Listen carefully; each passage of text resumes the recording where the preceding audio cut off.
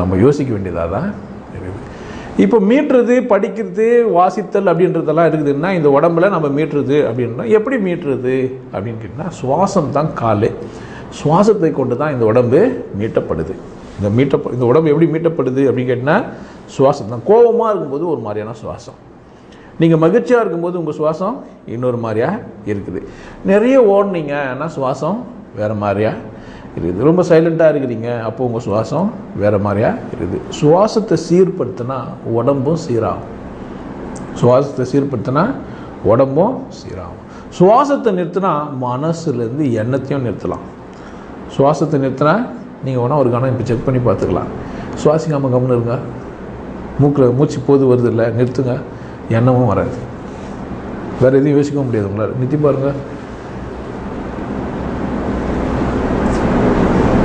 சுவாசிக்காமல் நிறுத்திட்டிங்கன்னா யோசிக்காமல் ஆகிடுவீங்க. யோசிக்கவே முடியாது உங்களால். சுவாசம் கண்டுக்காமல் விட்டுட்டீங்க, சுவாசத்தை பற்றி நான் அக்கறையே எடுத்துக்கல, நீங்கள் பாட்டு ஒரு ட்ராக் போட்டு நான் பாட்டு பேசிக்கலாம், நீங்கள் பாட்டு என்ன பண்ணுக்கலாம், வேறு எதனா ஒன்று யோசிச்சுக்கிறோம். அப்போது சுவாசத்தின் மேலே நீங்கள் கவனம் செலுத்தினீங்கன்னா எண்ணம் குறைஞ்சின்னு வரும். சுவாசம் நிறுத்தினா எண்ணமே இல்லாமல் ஆகிடும்.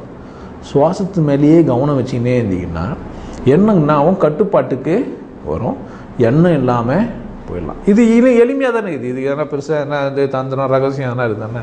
இப்படி சொன்னால் உங்களுக்கு அது நீட்டாக எடுத்து கொடுத்துட்ட மாதிரி தான். கொஞ்சம் வளைச்சி சுற்றி மாற்றி போனாலும் ஒரு கோயில் இருக்குது, நேராக போயிட்டீங்கன்னா எப்படி இது ஒரு 4 ரிங்கெல்லாம் போட்டு இன்றைக்கி நாங்கள் கோயிலுக்கு போனோம், என் பிள்ளை தான் சொன்னான், மனுஷனுங்கெல்லாம் பெரிய முட்டாளுங்க, சரியாக வந்து கும்பிட மாட்டானுங்கன்னு தான் இந்த மாதிரிலாம் பண்ணி வச்சுக்கிறாங்க. கட்டமாக ஆயிடுச்சு, வேலையெல்லாம் போட்டு வச்சுக்கிறாங்க. மனுஷங்க முட்டாளுன்றதுனால தான்.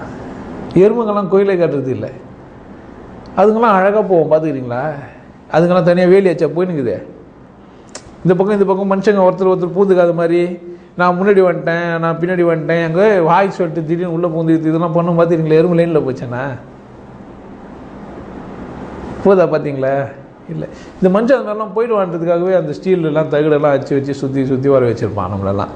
சினிமா தேட்டருங்கெல்லாம் பார்த்தீங்கன்னா ஒரு சிறு குறிப்பிட்ட இது உள்ள விட்டா இன்னொரு ஆள் பக்கத்தில் சைடில் போகக்கூடாது.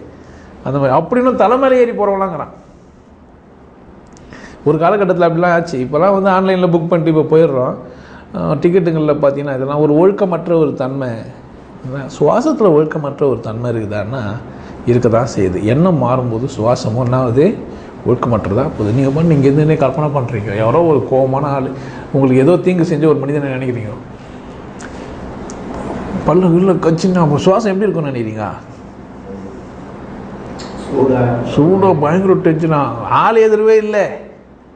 நீங்களாம் மனசுக்குள்ளே சொன்னோடனே சுவாசத்தை கவனிச்சு நிற்கிறவர்கள் அப்படி ஆகிறதில்லை, அப்படி ஆக முடியறதில்லை. சுவாசத்தை கவனிச்சு நிற்கிறது உங்களுக்கு அந்த உத்தியை நான் கொடுத்துருக்குறேன். நீங்கள் கவனிச்சிருந்தீங்கன்னா என்ன பண்ண முடியாது, அந்த மாதிரி தேவையில்லாமல் டென்ஷனே ஆக முடியாது. டென்ஷன் ஆகிறீங்கன்னா நீங்கள் சுவாசத்து மேலே கவனமாக இல்லை. என்ன நினச்சிக்கிறாங்கன்னா நம்ம பயிற்சி கொடுக்குறோம், நம்ம அந்த நேரம் மணிக்கு செஞ்சுட்டு ஓடி போயிடணும்னு நினச்சிக்கிறாங்க போது. டெய்லி வாரம் எது மணி எடுத்து உருட்டுறோம் அப்படி கிடையாது. அது ஒரு நாள் ஒரு முறை உருட்டினேன்னா 10 நாள்லாம் அப்புறமா நீ சுவாசம் மேலேயே கவனமாக இருப்பையா அப்படின்றதுக்காக தான் என்னுடைய நோக்கம். செஞ்சுட்டு சாமி கும்பிட்டா அதுதான். வாரத்தில் ஒரு நாள் போய் சர்ச்சுக்கு போயிட்டு வந்துட்டாவோ, இல்லை வெள்ளிக்கிழமை மசூதிக்கு போய் வந்துட்டாவோ, இல்லைன்னா எங்கன்னா கோயிலுங்களுக்கு போய் வந்துட்டாவோ நம்ம கடவுள் மறந்துட வேண்டியது தான். இதோட அடுத்த அமாவாசை கும்பிட்டுக்கலாம், இல்லை பௌர்ணமி கும்பிட்டுக்கலாம், ஏதோ திதி வச்சு நாள் வச்சு நட்சத்திரம் வச்சு கும்பிட்டுக்கலாம். சர்வ சதா காலமும் நினைக்க வேண்டிய கடவுள். ஏன்னா நம்மளை உயிர்த்து இருக்கிறதுக்கு காரணமே அதுதான். இந்த வாசி யோகத்தை என்ன செஞ்சு வச்சுக்கலாம் அப்படின்னு கேட்டால் நம்ம அதுக்கேற்ற மாதிரி தான் நம்ம பண்ணி வச்சிடும். நம்ம சொல்லிக் கொடுக்குறது வாசி யோகம் தான்.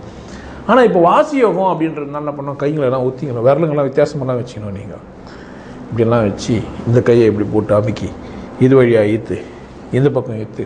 ஏன்னா வடகலை பிங்கலை அப்படிலாம் நாடிங்கள்லாம் உள்ளே இருக்கிறதெல்லாம் வர பேர் வச்சுருக்கேன். ஏன்னா இந்த நிறைய பேர் முன்னாடி நம்ம தாத்தாங்கெல்லாம் கண்டுபிடிச்சி வச்சுக்கிறாங்க. இந்த உடம்புக்குள்ளே 10 காற்று இருக்குது. எத்தனை காற்று இருக்குது?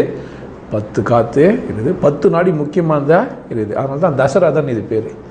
நீங்கள் ராமனுக்கு வந்து அப்பா இல்லை அவர் என்ன தசரதன் அவர் இல்லை, ராமன் நீங்கள் தான், வேறு யாரும் இல்லை. சீதைன்னா இந்த உடம்பு. நீங்கள் ஏகபத்தி விரதம்னாக்கா இந்த உடம்புலையே ஞானம் வந்தீங்கன்னா நீங்கள் ராமர்னு அர்த்தம். இதுக்கெல்லாம் நீங்கள் பெருசாக வேறு கதை எழுத மாட்டான். ராமன்னா உள்ளே இருக்கிற மனம் அல்லது ஆன்மா, தசரதன்றது இந்த உடம்பு. ஏன்னா இந்த மனதை இந்த உடம்பு தான் உற்பத்தியாக்கி வச்சிருக்குது.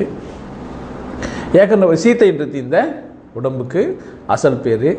அதனால் அதுலேயே என்ன பண்ணணும் நீங்கள் ஒரே உடம்புல ஞானம் அடைகிறதுக்கான பேர் தான் ஏகபத்தினி விரதனா இருத்தல். இன்னொரு உடம்பை நீங்கள் வேண்டி இன்னொரு பிறவி வேண்டி எடுக்காமல் போனீங்கன்னா நீங்கள் யார் தான்? ராமர் தான். இல்லைன்னா ராவணனோ எவனோ, அது உங்கள் இஷ்டம். நீங்கள் மாறி போகும்போது இது ஒரு அந்த